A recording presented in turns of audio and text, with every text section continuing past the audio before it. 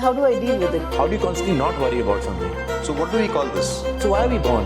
Is it an issue?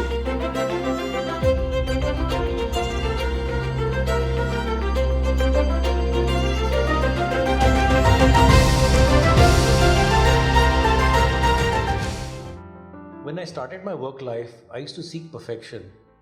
And everybody around me, my colleagues, people at home, were very unhappy. So should we aim for perfection?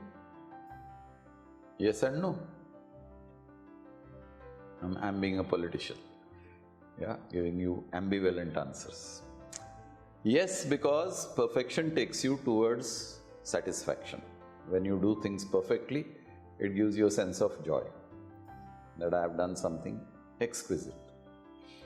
No, because while you are striving for your personal joy, there are chances that you might make people around you unhappy. As you rightly said, that when you were striving for perfection, you were stepping on the tails of so many people, professionally as well as personally. So then, is it worth it? Is it worth being perfect at the cost of not only your joy, but joy of people around you? So that's a question you need to answer. So, coming back to your question, should I be perfect? Yes, because it gave you the pleasure of delivering something which was exquisite. Do I pay a price for that in my attempt to be perfect? Yes, if I am paying the price of creating unhappiness around me, then is it worth it? That's the next question. Now, should I sacrifice perfection just to make people happy? Depends on what subject you are dealing with. Suppose you are dealing with a life-saving product. You need to have perfection in the manufacturing of that product. In the process, you are making so many of your employees or associates unhappy. Should you sacrifice perfection for the sake of the joy of those people? Certainly not. Because on the one hand, you are toying with the lives of people based on the quality of the product, and on the other hand, you are trying to create a harmonious environment in which you find yourself comfortable to work. So there is a selfish motive in creating comfort for you vis-a-vis risking the life of a patient. So in that case, you can't sacrifice perfection, you sacrifice your joy.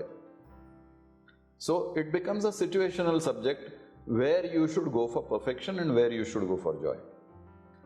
But there are two parts to this. So there is, if you are seeking of perfection and you achieve the intended outcome, chances are you'll be happy, but along the way, other people are unhappy. Right.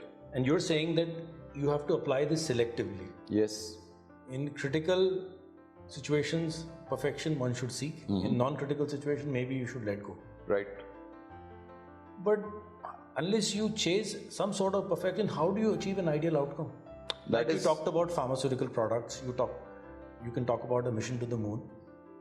Without many parameters being perfect and perfectly controlled, you probably can't land a probe on the moon. True. So I'm still baffled as to what are you seeking? How does one know when to do what?